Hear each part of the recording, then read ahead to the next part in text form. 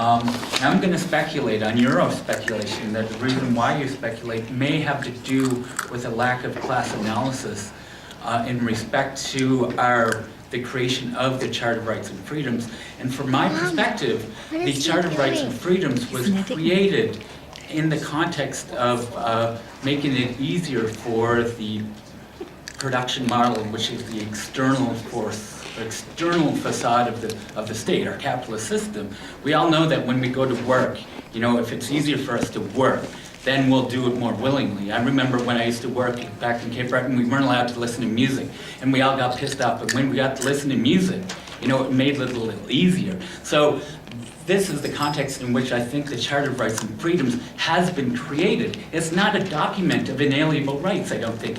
From my own experience, I'm not somebody that wants a bigger piece of the pie. I don't want bigger cages and longer chains. I want revolution now. And as a result, I have had that taken away from me. It's like, oh, you're a poor middle class or poor working class woman who wants a bigger piece of the pie. Here, you can have the charter given to you. But if you're an anarchist, you know, who's a thorn in the side of the state, we're going to take that away from you. So I think that needs to be discussed more. And secondly, I would say that the Charter of Rights and Freedoms, as created in the context of Canada, has excluded Montreal, has excluded Quebecois, have excluded the Francophone.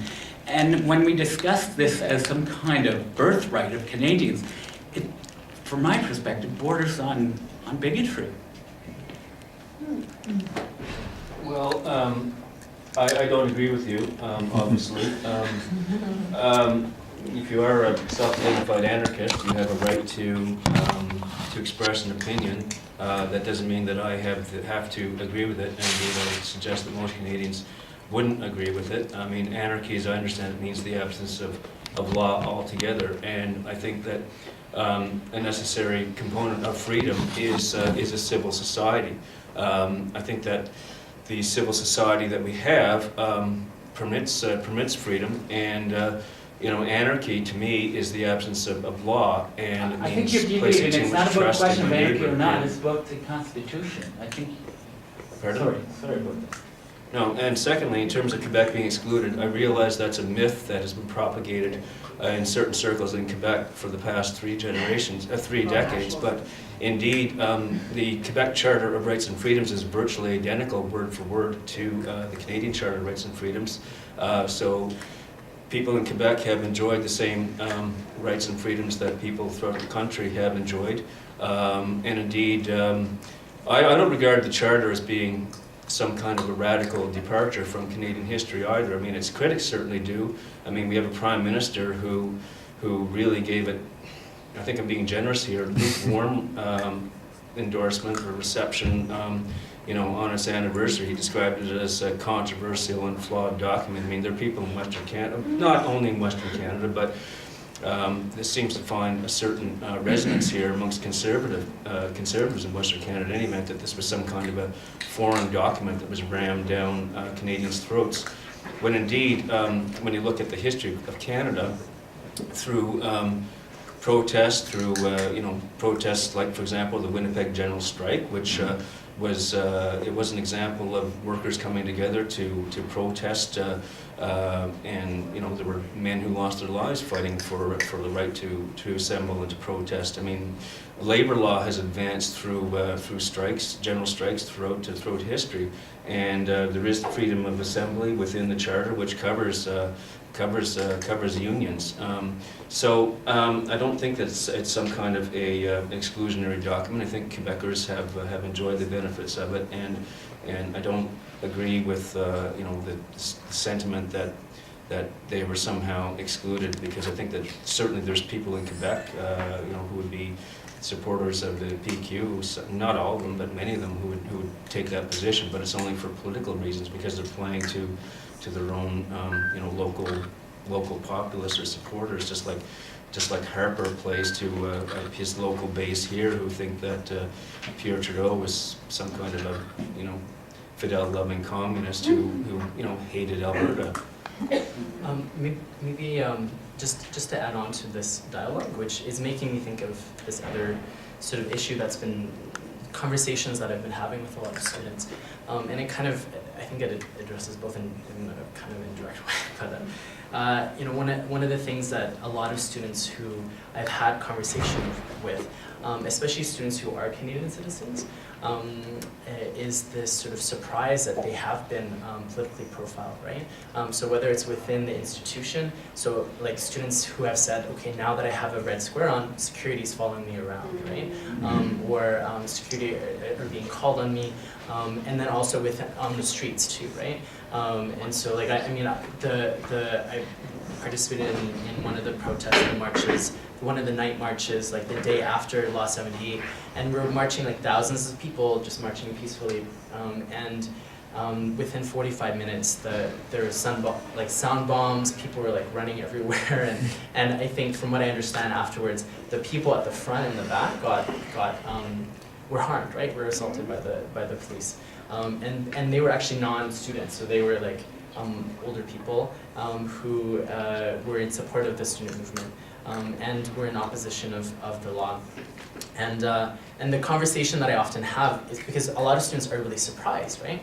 Because they think, well, we have our rights and freedoms, and this goes against it, and how can this happen? And you know, I usually try to remind students that even though we have this charter and that we struggle, it happened through struggle. So it happened through people's struggle for this charter to happen. You know, it doesn't mean that oppression doesn't happen, right? Or that there are certain things that go beyond the charter. So you know, in Montreal, you know, there's a huge amount of racial profiling, for example, right? And so and that racial profiling over decades have resulted in racialized people being killed, right? In January of this year, there was a refugee who was killed by the police in January, right? I'm sorry, I was born in Alberta, I was raised here, I don't know. Are you just saying in general that the police are very brutal to foreigners? So, yeah, so what, I guess the basic idea of racial profiling is this idea that specific groups of people, you know, based on the color of their skin and their location where they're situated. So it oftentimes happens in low-income racialized communities where there's a higher amount of police surveillance within those communities. So that's not just a Calgary thing? No. Thank you. Yeah, but I just, you know, and I think what that allows people is it allows people to realize, okay, like, you know, yes, like there has been this incredible amount of police and state violence towards protesters, and at the same time, that kind of state violence is, you know, happened before and continues, right, within racialized communities. You know, in Montreal, it happened before, you know, the protests happened before Bill 78 and after as well, right, and during. And so, and I think that also, it allowed people to have this sort of really deeper understanding of what racial profiling is and how it can impact somebody, and this realization that for students, that's a very temporary location. So at some point you're going to graduate, you're going to leave or whatever. When you're racialized, you know, you can't change the color of your skin, right? And so, you know, you can't necessarily avoid entirely being racially profiled. So I think that, you know, that was really helpful to talk about how horrible it is, how political profiling is horrible, and at the same time, you know, how these kinds of things, you know, continue to happen, even though we do have a charter that is really important. Yeah. Oh, I was just going to elaborate. I think when you said it's not really an inalienable right, that's more what you meant, not legally, yes, like as citizens, that is, the charter is our right, or it's our rights and freedoms, but the reality and the perception is often quite different. And to go beyond that, I just wanted to say that, you know, in the context of what I perceive as our social contract, post-war social contract being dead, neoliberal capitalism doesn't need this document anymore to be productive. Whereas why this resonates so much with Quebecers is because they fought the Quiet Revolution in the 60s and the 70s. They looked towards, you know, Europe and post-war Europe that had some ethos of collectivism rather than the neoliberalism of the states to build a model upon. So that's where the last semblance of the social contract is still alive. And that's what I think is happening, is that neoliberal capitalism said, we don't need this document anymore. It was just made to make it easier for these workers to work. Now we got the heavy fist of the state, and we'll use it, and we don't care. if that's true, and I'm not sure it is, I think it's important to stress that it's up to the people then, because I've always regarded the Charter of Rights and Freedoms as a people's document. You did say something which resonates extremely strong with me. You at some point you used the term, well, you know, these aren't really inalienable rights. You know what? I think that's important to address and keep in mind that these rights did not come about because, you know, as I said at one point, you know, some mythical god handed them down from us, or, you know, Moses handed them down from the mountain or whatever. They came about because a recognition of the historical fact that there were groups of people who were excluded from the social and political fabric of this country decades ago, who were willing to put their personal security in the line to protest and to step out from the accepted norm, if you will, and change came about as a result. When we start to take rights for granted, I think that the democracy that we have and take for granted is in danger. Secondly, you know, your reference to the social contract being broken, if not dead, except for perhaps in the province of Quebec. For quite some time I've been thinking about how, you know, we're seeing the erosion of the social contract. I mean, you know, people 30 years and younger now are faced with an incredible debt load. I mean, they're being told, well, you know, you just have to accept the fact you're going to have to work longer and harder to pay for, you know, the retirement of your seniors. And I think we are, you know, and we've got people working until they're in their late 20s, even early 30s, for corporations, for organizations, as interns. You know, and they're being asked to accept that this is just the way it is. I mean, I can remember, I mean, it was, when did I first start hearing about unpaid internships? Maybe 15 years ago?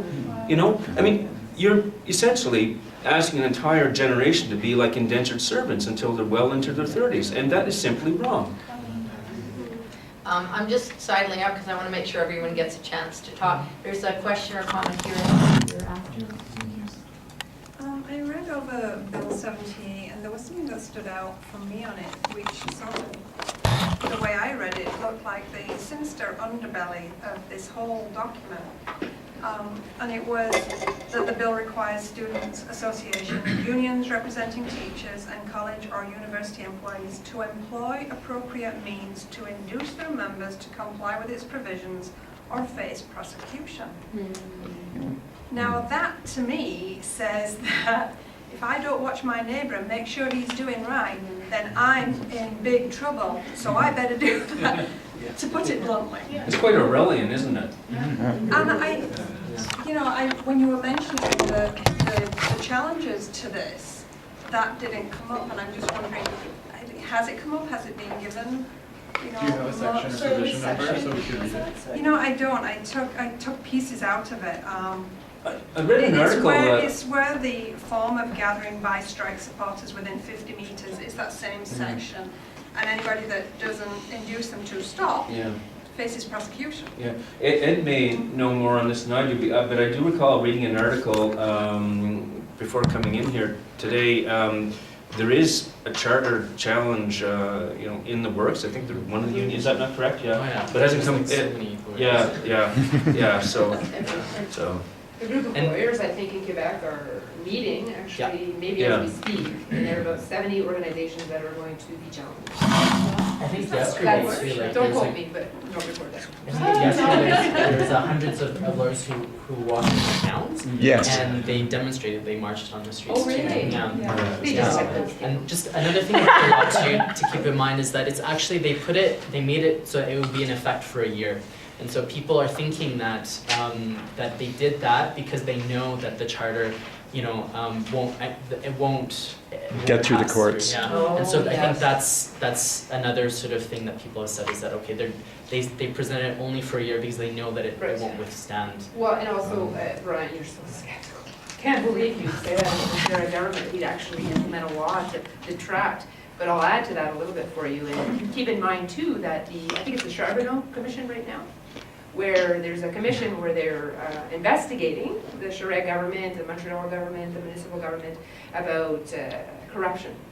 And so people have suggested, wow, good distraction. Charest has been there for 9 years, tired and old, and people are tired, and there's people kind of nipping at the heels, right? There are other political parties that are saying, no, tuition freeze, or, you know, I so. saw something else too, that 1 year time frame. I'd forgotten about that. Thanks for bringing that up. But I mean, you know, Quebec has to have an election within a year too. Yes. So I mean, I'm very suspicious about the motivation of the sharing. I think you should government be, I think you're right to suggest that. I don't think that's overly discussed. Yeah. I mean, if somebody who's been waiting a while, go ahead. Yeah, my comments are too connected, and it goes back to the debate you guys are having about the Bill of Rights and how it stands. And my first one is, I think that it comes from two different points of view of analysis. Like, you're coming from more of an economic Marxist background, or sees these things as being produced from an economic base, and you're coming from more of a law background, so you're kind of analyzing it with reference to the law as a structure, so a juridical sort of approach. But I think regardless, we have to say that these rights are contingent things, and one of my favorite philosophers, actually, just coming from a philosophical background, Jacques Lancer, said that unless we can make reference to these abstract rights in situations like the Quebec students, they're not really concrete. Like, unless we can actually make reference to them in times when we're being excluded from them, we can't really really see them as concrete things. So I'm not sure if that would kind of provoke a response, or Can I expand on that just briefly? One thing I wrote down about the right to form a union and it being an abstract right. What is the point to have a right to form a union if the Minister of Labour will just order you back to work? The message is being sent to these companies, don't negotiate, It's not a small point. we'll order you back to work. So we have the right, but it's so abstract because it's not a big powerless. So we have to make the ability to make the reference to those rights outside of the law. Like, you have to say that these rights stand above the law itself as an institution because they're produced by it and they're produced by the economic background, but we have to still reference them to be able to make them concrete, to be able to change like material conditions. I think that's a good point. I mean, this is where I really hope that, and it seems like it's, you know, part of what Bill 78 has done is made it more concrete around like how certain rights can be taken away like that, right? And how everybody is realizing that, not just in Quebec, but also outside of Quebec as well, right? Which is where we're seeing all of these sort of larger protests in solidarity with the student movement. And even, I think, even folks in Quebec, like, there are a certain number who are not necessarily in favor of the student strike either, right? And we're kind of either in the middle or kind of could see both sides, or were, you know, had a hard time sort of staking a position. But once Bill 78 came in, like, people were like, oh, you know, there's sort of this whole other layer there that, you know, where it's affecting more and more people, and I think people are starting to realize that. And hopefully, you know, I think that over the past couple of months, like, the dialogue has gone from, you know, tuition increases to sort of more neoliberal policies, right? And how they impact people, and whether it's within Quebec or in Canada. And for me, like, my own struggle has been, because I'm really rooted in sort of the migrant justice organizing, is to try to build links between the migrant justice organizing and you know, what's happening with the students, and how there is this sort of neoliberal turn in immigration policies, right? And so especially in respect to refugees as well, there's been this huge, are these bills like Bill C-31, for example, that will basically result in more refugees being refused, and it will result in death, right? There's a federal interim health care that's being cut as well, and it will result in people dying.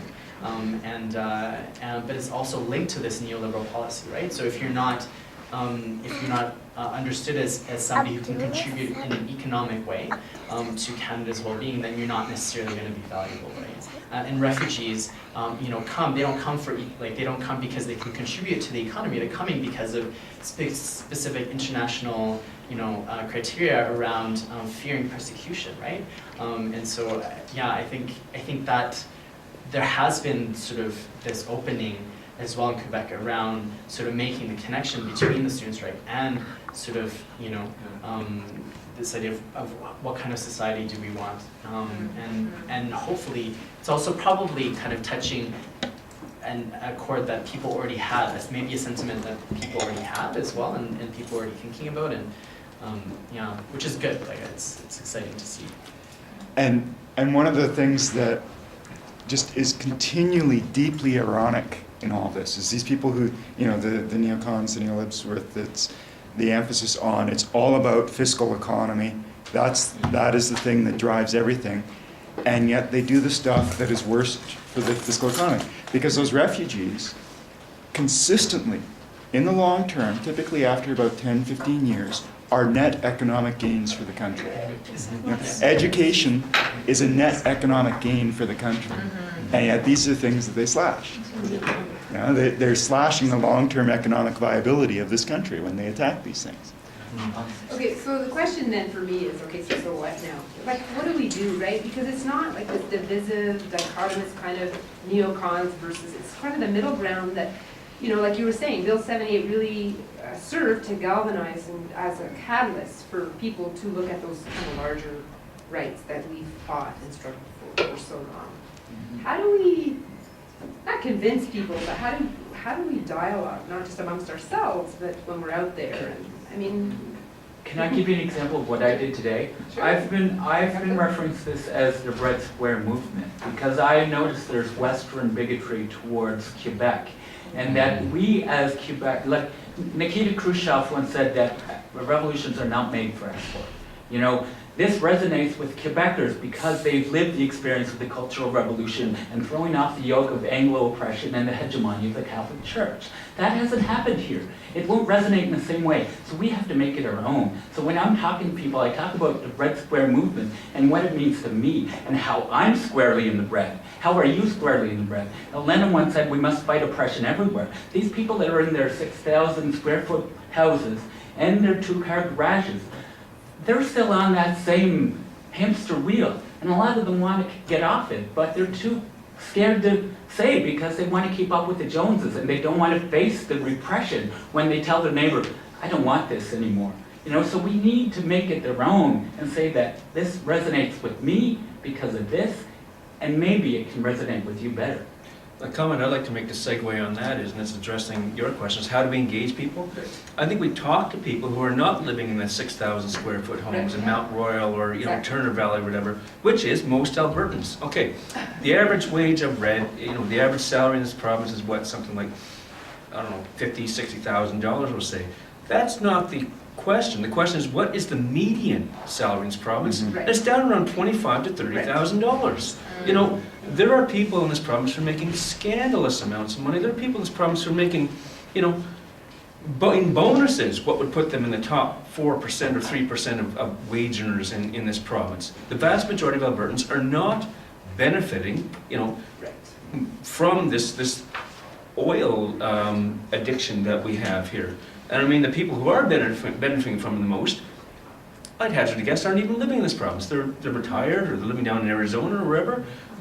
So we have to engage our peers. And, you know, so the next time you hear some guy going on about, you know, yeah, those libtard leftist freaks and that damn Charter of Rights and Freedoms, engage them in dialogue instead of, you know, and I'm working on this. I mean, I'm at my best when I don't react angrily. You know? And, you know, I feel like throttling some guy and saying, you know, how are you benefiting from $150 a barrel for oil? You know, I mean, you're driving a 10-year-old truck, and, you know, you'd think that Ezra Levant is God, but I mean, he's laughing at his hole, you know, at people like you. but like as activists, then what do we do? Like, I know I get that, and like, you know, talking is good, and I think most of us probably talk quite a bit.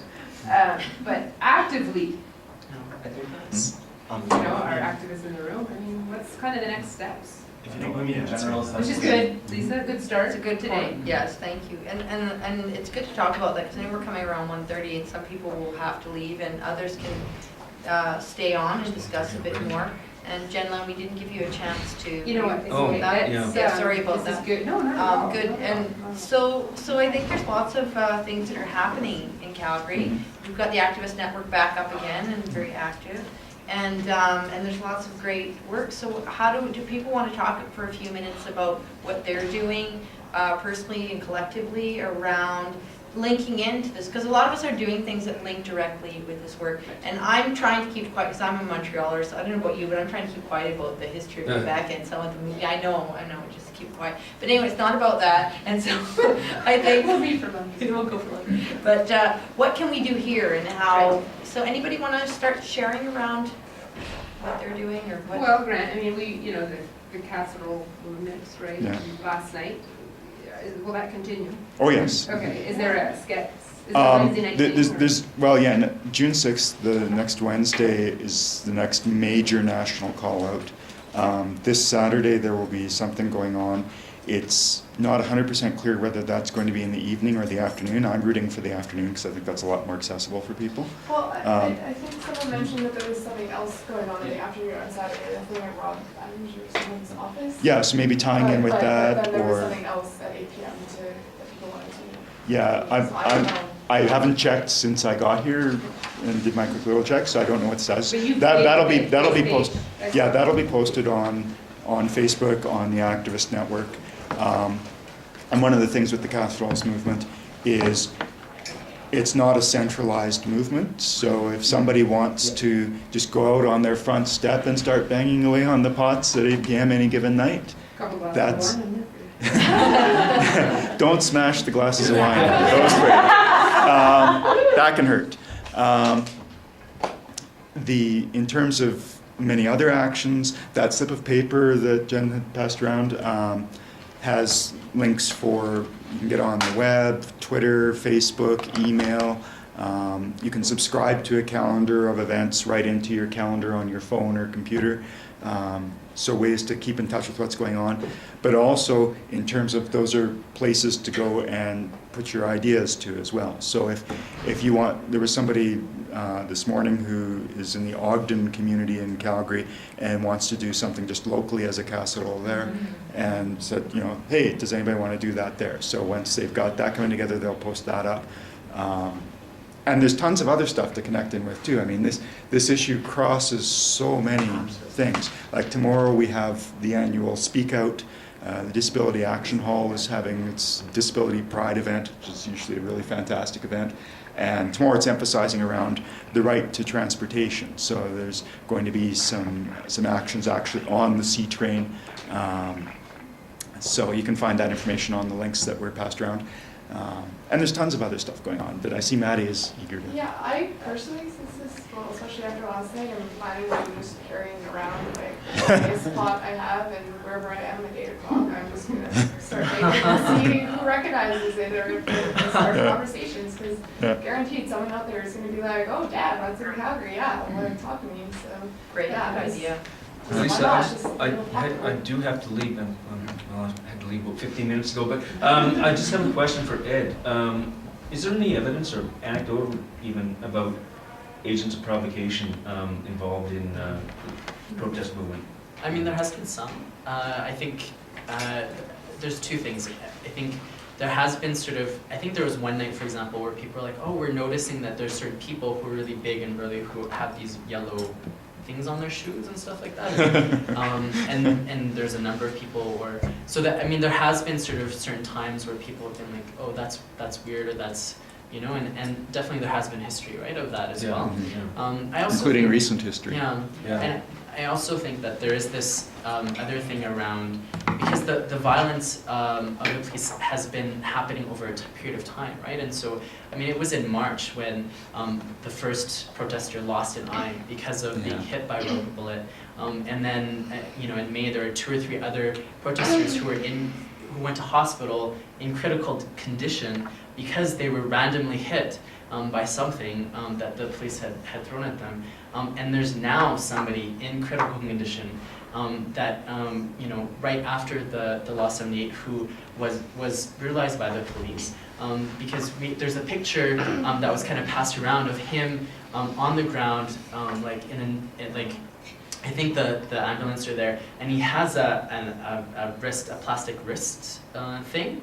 And so what that means is that he was either hit by the police before or after they put the handcuffs on, right? And he's still in critical condition.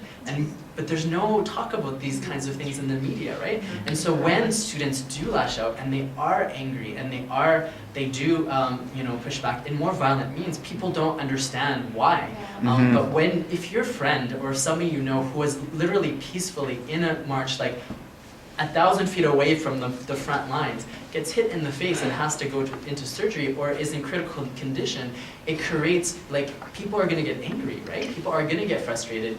And, you know, regardless how you feel about, you know, violence, non-violence, whatever, like, I understand how people can react in different ways because of what's been happening. And so I think it's a combination of people responding, reacting to state violence. Some, you know, still like refusing to respond to violence and marching peacefully, etc. Like that's the majority.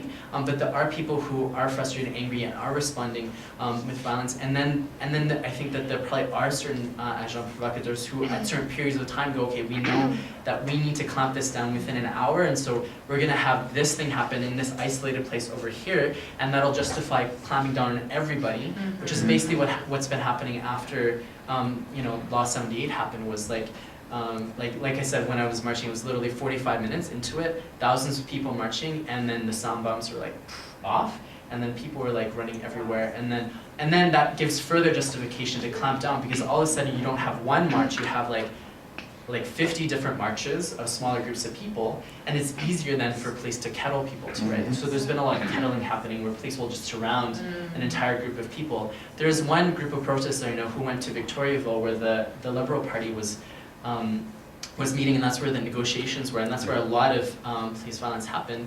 And they were arrested on the bus on the way back. So they weren't, I mean, they were there at the protest. They weren't arrested or anything, like, I'm sure that they were peaceful.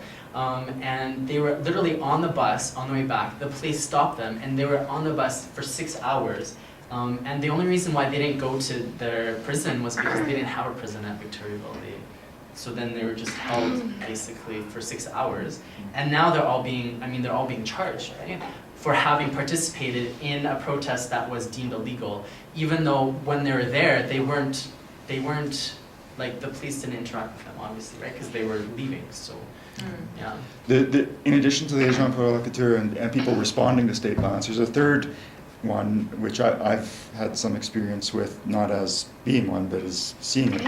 Is people who are just looking to cause trouble in the community. I mean, I think of it as sort of like the angry teenage boy syndrome, who see a crowd and are like, okay, this is cover for me to go and do stuff. To me, that's more like if you go to the Stanley Cup, like the sports riots for sure. That's more what I think of when. But when you look at them, the overreaction here, because we have a history, long history in Montreal of riots. Come on, Ruck and Richard, for Christ's sakes, when we started, and all of a sudden you get in friggin' law. Asti, it's like bullshit. I mean, the main protest sort of chant is on s'en calisse la loi spéciale. So that's like the huge. What's that in English? That's like.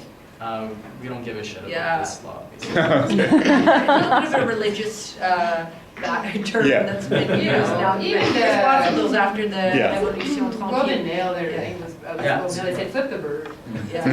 We've got three more comments, but I think I just want to let people go who need to leave, and then we'll continue the conversation. Do you need to go, Brian? I'll stick around. Stick around. Yes. I want to say. I would have fired my ass long ago. If I can just thank you.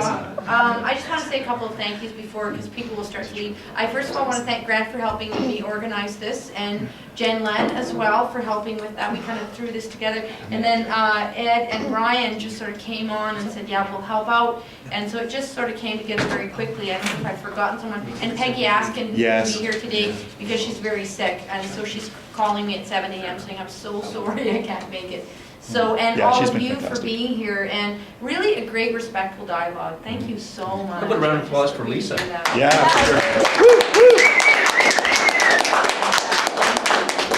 And please stay in touch through the information that was passed around. Yeah, and I'll be in Montreal, going back to Montreal this summer, so I'll be there for a few months and have to connect with your connections and see what's going on, so I'll be sending information through. And as my own little subversive thing, now that I'm at the university teaching and doing my PhD, I'm really happy to get lots of things going on within the university setting as much as possible, because we tend to just ivory tower type of environment. So anything going on, bring it in here, please. That'd be great.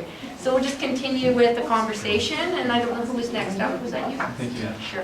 I think that also just in the discussion, I'm not going to take a stance on the nonviolence or versus diversity tactics, but we have to acknowledge the fact that black bloc tactics has a very long history and it's not all about violence.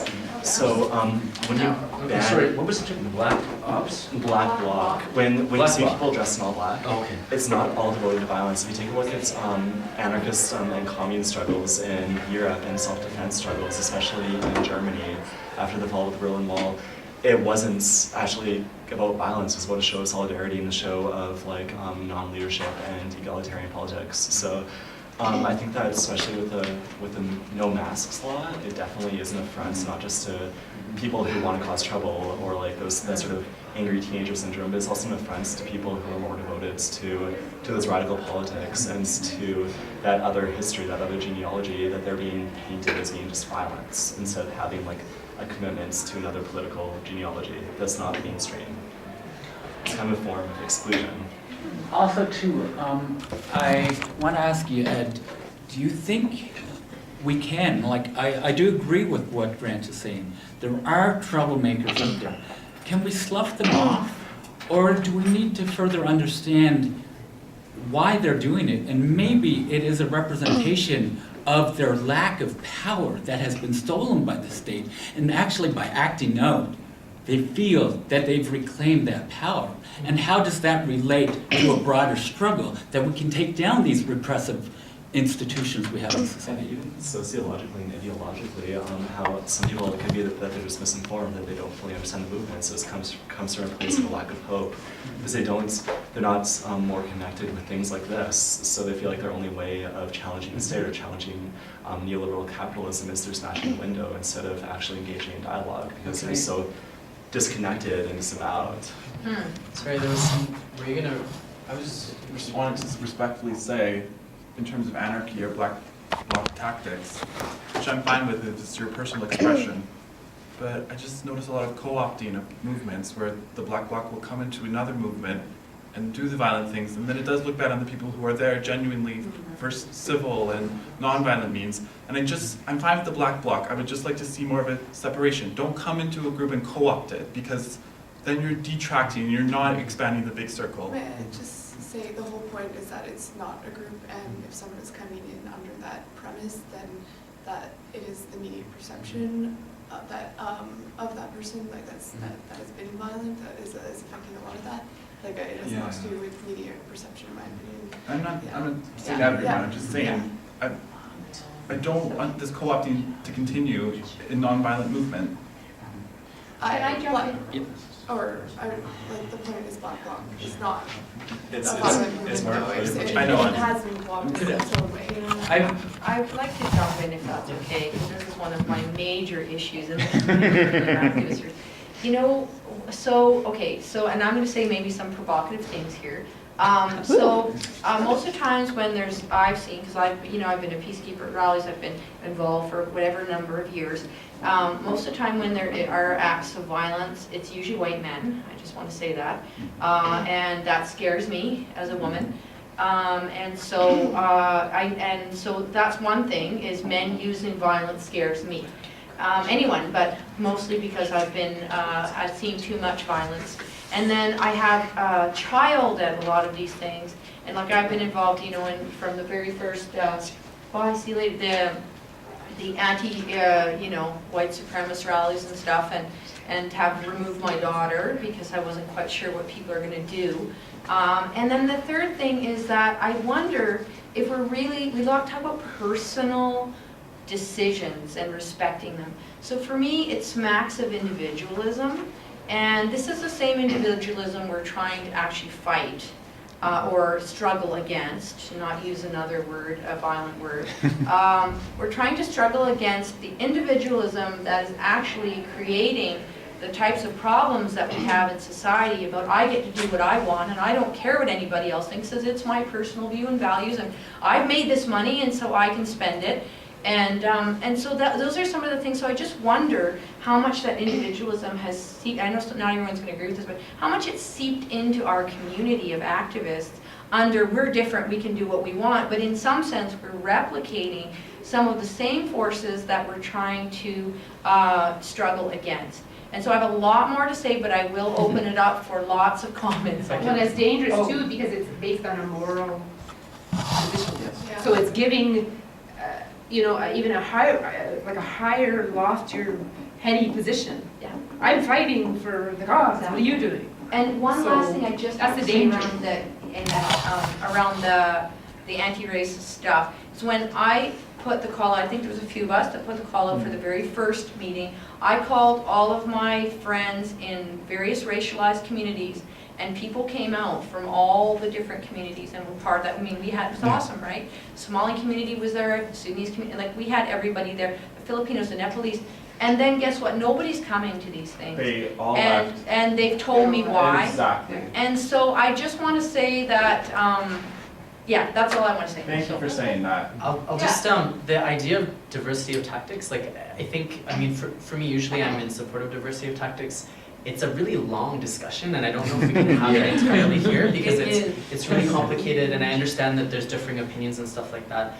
And I understand your concerns. I think that for me, like when I do my own sort of analysis or decision making, I do think about it in a context specific sort of thing, and so it's not like, for me, I wouldn't 100% support every action every single time and place and location, because Right. it just doesn't necessarily work. But I don't know if that's, you know, I think the one thing that, part of what you talked about, which was this idea of like, what happens when a group of people don't have a political avenue to express their anger, frustration of the kinds of oppression they might be experiencing. And I think that's a really valid It is true. thing to think about as to why people are doing it. So not just say, well, this is wrong, but to ask that question of why. But isn't it similarly disrespectful for them to come into a place where other people put so Yeah. much time and they should be putting their own time in? It's disrespectful to the people who But organize they the are. event. Hold on, let me finish my thought. Sorry. I'm not talking We'll go around about the to black few bloc. people that want So I don't Neither want am to. I. I'm just saying in general, people who co-opt, who didn't invest the time in organization, coming in at the end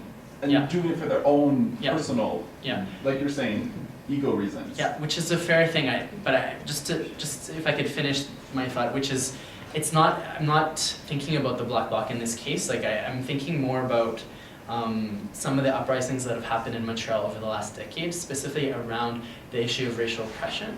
And so, you know, and it makes me think of, you know, I think the poor and working class racialized communities in Montréal Nord, which is like North Montreal, which is very highly racialized. And I think 2 years ago, there was, I mean, it's happened a number of times, but most recently there was, the police killed a youth, Freddie Villanueva, and there was a huge level of uprising that happened.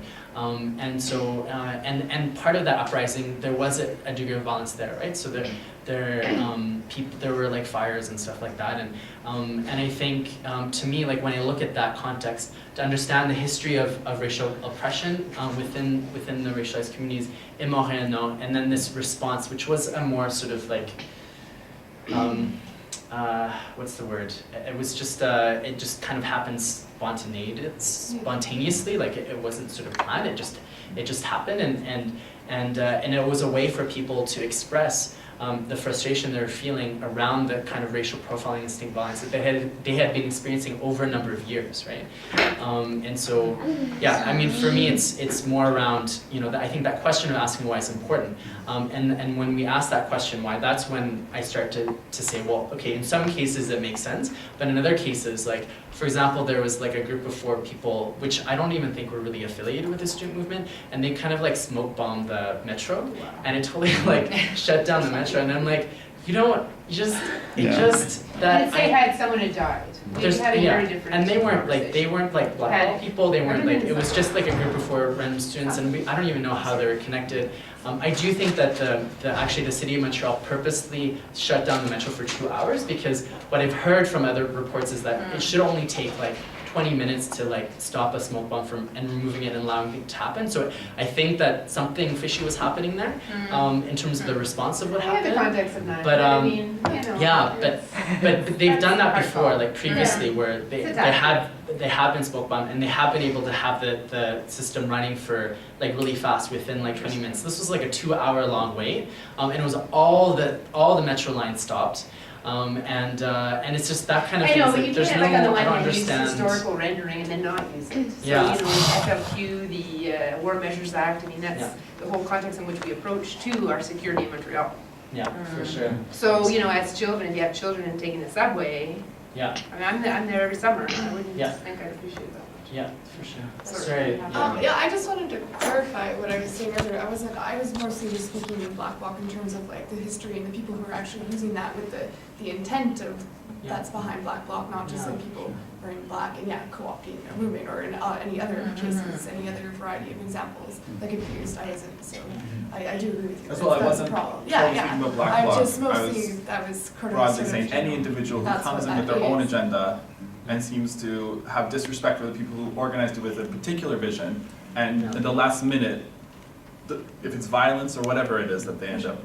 And to that point, there's Uh, 1, 2, 3 comments. I'm going to use the word aggression. I'm not a big fan of using the word violence, but I realize how dominant that word is within our discourse. I find that the whole context of violence, nonviolence is a Eurocentric construct that trivializes the struggles of non-white people around the world.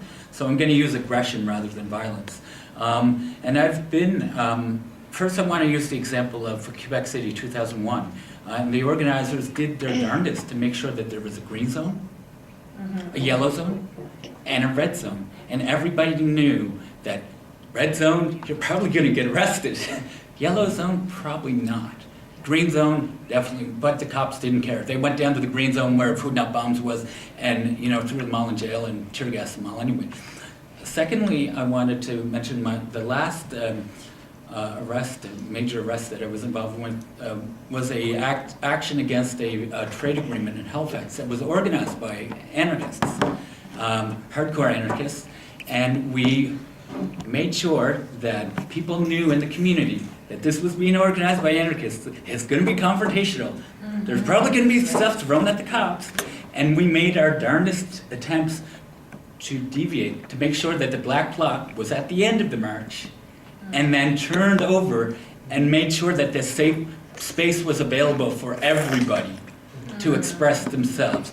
And at the end of it, who gets targeted, who gets tarnished, is the ones that claim, non-aggression is the monopoly right of all expression. You guys are bad. You brought this on yourself. You should have known better. It's like, hello, we did. And then you look at Seattle. Same thing happened in Seattle. It's like it was mostly the non-aggressive people that got aggressive against the people that were dismantling property. And I think a lot of it has to do with the fact that we don't acknowledge that within the totality of the human condition, aggression is an aspect of it. And when you don't acknowledge it and pretend it doesn't exist, you're more likely to blow up when you're faced with that kind of confrontation. Also, I just want to kind of bring up another situation that I know of, who's had friends who are involved in the struggle, and it kind of smacks in the face of like those ones where nonviolence and aggression are kind of like opposed. The struggle at the Olympics in Vancouver, actually, and I know some friends who are involved in Black Bloc struggles, and they were encouraged by Native leaders to go to the front of the movement because they were seen as a way of detracting from state violence, because the state thought that the Black Blockers I knew were actually non-aggressive. They believed in nonviolence, but they believed in Black Bloc as a tactic of self-identification and of self-preservation, and in that context, it was actually very effective in terms of protecting the larger rally and kind of signifying it as a specific struggle. And I think that I agree with you. There are a lot of people who co-opt Black Bloc tactics, but I think that it's really dangerous to moralize it, because once, like something really problematic I've seen emerging from the Occupy movement is people wanting to demask Black Blockers, and really, even if it might be people trying to co-opt it, it still isolates them further. It doesn't create an inclusive atmosphere, and I think that what should be more encouraged is opening up a dialogue with them. And if they are agent provocateurs, then isolating them in such a way that you know that they are, like being sure that they are. Because Like in Montebello. Like in Montebello, yeah, exactly. And That's interesting. yeah, I think that it's just the problem I have is the moralization of certain movements and the way that they depict all violence or everything associated with Black Bloc or more confrontational tactics as being immoral or reinforcing the state.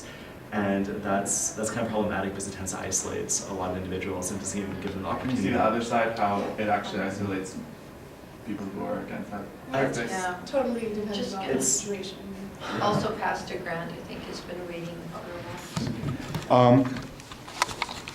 For me, the concern I have with what has become the mainstream definition of diversity of tactics in activism is that it has been passed through the filter of US individualism. For me, diversity of tactics, the origin, the very valuable origin, is the recognition of things like, it's not our place here to say to the Zapatistas they shouldn't take arms to defend their communities.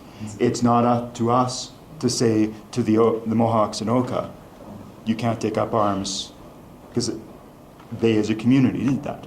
But the key thing for me there is that it's community tactics. The frustration that I have with what has become the mainstream definition of diversity of tactics is it's this libertarian, I can do whatever the hell I want at any event I want without consideration, as you're talking about, that sort of co-optation thing of coming into a space and just arbitrarily of my own volition changing what the space is going to be. Now I, as somebody who does a lot of organizing, I'm not of the position that what I organize needs to be my vision either, because that's not very democratic either.